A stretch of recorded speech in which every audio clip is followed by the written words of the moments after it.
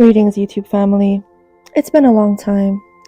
I really shouldn't have left you without a dope beat to step to, but I did, and I apologize for that. However,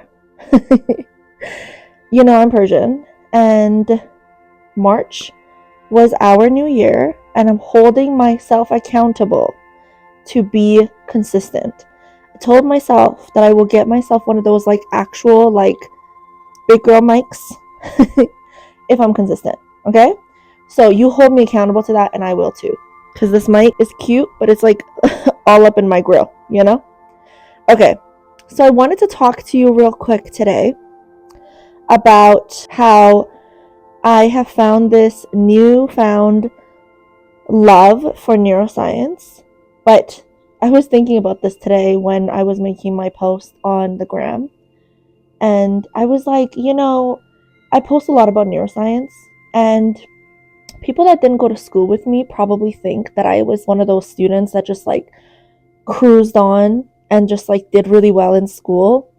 And that is so far from the truth. I failed neuroscience. I don't even think it was called neuroscience. It was neurobiology or something, or neuropsychology. I don't even know. It was such a traumatic fail in my life that I don't even remember what it was called. And so I'm wearing my U of A hoodie. Shout out to U of A. I did my undergraduate there and I loved it. It was challenging at times, but I loved it. And I love this hoodie. I was decluttering the other day. We'll talk about decluttering in another video because it's really helpful for your brain. But anyways, I was decluttering and I found this and I wore it today. And then I made that post about neuroscience. And I was like, I need to come back to YouTube and talk about this because I feel like someone needs to hear it. Okay? So I just wanted to say that if you're struggling in school right now as we speak, and you think that you're never going to amount to anything, and your self-talk is all about how you're never going to go anywhere, and this performance, that you're having in school right now is going to be the end-all be-all, I just want to say you're looking at somebody that literally failed, okay? Many classes, that was just one of them. And here I am, right? I'm a business owner. I do a lot of mental health work. But if you looked at my transcript, I was not a straight A student. I was one of those students that really busted her you-know-what to make it. I was one of those students that was always studying. You always could find me in the Students' Union building sub at U of A. If any of my peers are listening, you would know. I was always there. I would go and I would stay there till midnight every day. I was there every weekend. I was trying, but I've never been one of those students that just wakes up and can just wing it and school comes easily. That's not one of my talents. And so if you looked at my academic history and how hard I've worked, it hasn't always translated to the best of marks. And so I continued and I continued and I continued. And that's why I have accolades that are both academic as well as religious, because I've wanted to get a holistic approach to education.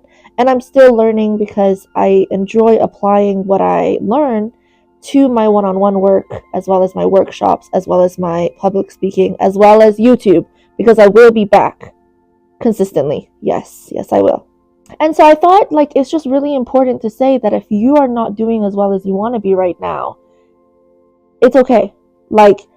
I didn't do as well as I wanted to, and I'm doing pretty good now, right? I think we all say that, yeah? Don't be discouraged by, your performance in a specific... I'm so sorry. I just keep hitting these plants and my mic. Don't be discouraged by marks that you might not like, or grades that you might not like, or presentations that may not go well. In the large scheme of things, what will pay off is your work ethic, and what will pay off is your optimism, and what will pay off is your positive self-talk. I didn't know that I was neurodivergent at the time. I didn't know that I had anxiety the way I do when it comes to performance, when it comes to imposter syndrome. I am not the same person. I have an earlier video about how I couldn't even publicly speak, and look what I do now for a living. I'm across all social media platforms. Well, not all, but most of them. That is not something that I ever envisioned. Like that Sogan that was failing that course, if you had told her, in 10, 15 years, you're going to be speaking to audiences of, thousands of people, she would have been like, absolutely not. She wanted to take as little of space as possible. Ugh, I want to give her a lot because she just had no idea and she was struggling and she didn't know that, you know, that mark is not going to be the end all be all. It really hurt to fail because I don't like failing, but in life, it's just a part of it, especially academics. It's not always going to go in your favor.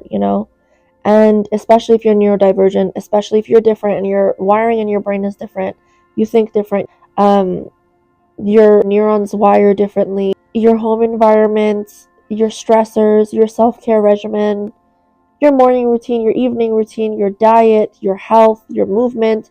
There's so much that goes into it. It's not just all about study habits. And I didn't know that. And I didn't do well in many courses. And I really beat myself up for it. And now looking back and also working with people who are in school or wanting to go back to school and having the same traumas as I have this, very candid conversation with them and I like remind them that, you know, sure, like the performance might not be what you wanted it to be, right? The input doesn't always match the output, right? But that doesn't define you and that doesn't, limit you. I know it feels that way because, you're trying to make it into a school or you're trying to get a degree or trying to get a diploma, and those things are very important, of course. But just be gracious to yourself because the worst thing that you can do, and it's something I did so often, and it's something that sometimes I still catch myself doing now in terms of like business decisions and business moves, is when I'm hard on myself, I say to myself, like, is this beneficial to your goals? The answer is no. Why are you doing that?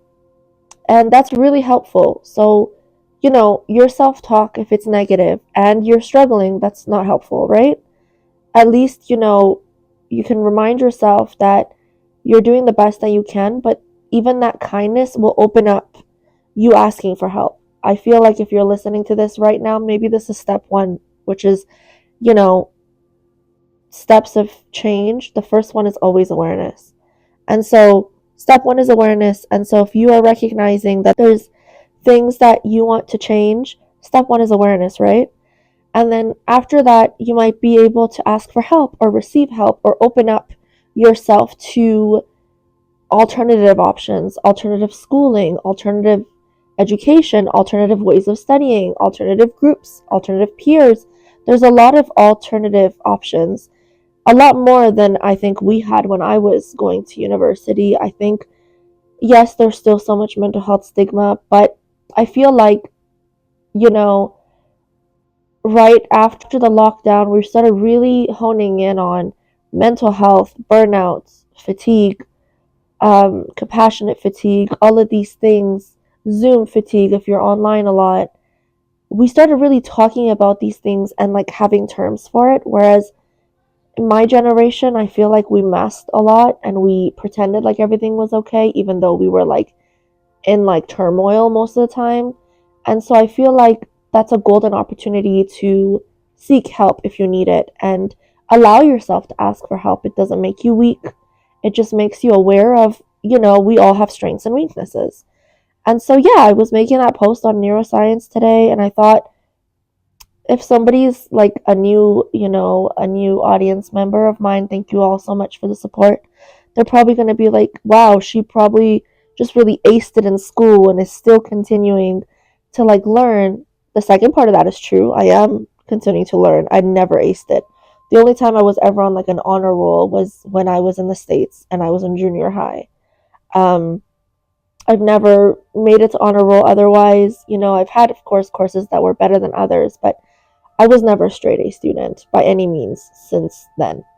And that doesn't speak to my ability to learn. That doesn't speak to my ability to, retain information and teach others because that's what I do for a living. But it speaks to many other factors that have been going on in my life that impacted me academically. And so if you're listening to this, it's important to recognize what else is going on, right? Your academic performance is not in a vacuum, right? There's probably other things going on: family, friends, relationships, work, social media, socio-political climate, etc., etc. We could have a whole video on that. Also, if you want like a video on that, let me know, or if just give me topics, because you can hold me accountable that way too.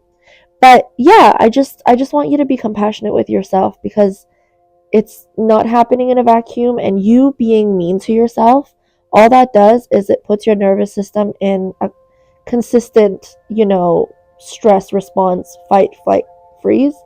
And we already have enough of that with the psychosocial model that's happening in the world, with how much fear and pain there is and trauma there is, and how you can't really get away from it. It's like everywhere that you look, it's everywhere. Literally, you can't get away from it.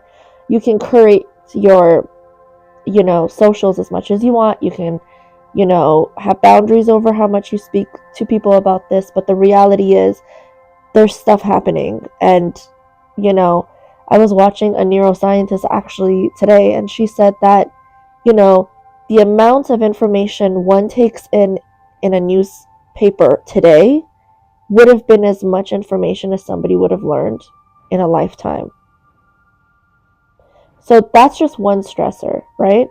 So that by itself can impact your academic performance, plus everything else that I just said. So be kind to yourself, be gentle with yourself. If you need to talk to somebody, please ask for help. There's so many mental health hotlines. A lot of people have been reaching out to me asking me if I still do one-on-one work. I do. I stopped taking on clients for some time, but I will be opening it up. Very limited spots, so look forward to that. But yeah, I just, I just wanted to say, A, don't compare yourself to what you see online, because it can be an illusion. And B, people are always struggling more than you know. And C, be really compassionate with yourself, because we are living in really trying times, and yet we still have to go to school, and we still have to go to work. And you being mean to yourself doesn't actually get you any further in life. It actually just puts you consistently in that stress response, and then it's just not going to help you, because it's going to impact you academically. It's like a vicious cycle, you feel me? So anyways, thank you for the support. This was fun. This was my 5th take at making this video. Want to hear something funny? The first one, my phone said it's out of storage. The second one, my mic was like rubbing against my hoodie. The third one, I actually changed my outfit. The fourth one, my other phone that is on right now, the battery is super low. And the fifth one, my lighting was not giving what it was supposed to give. So I practiced what I preached, and I've been kind to myself, because I decided today we're going to make this video, and we did it. So anyways, be patient with yourself, okay? And I will be back with more.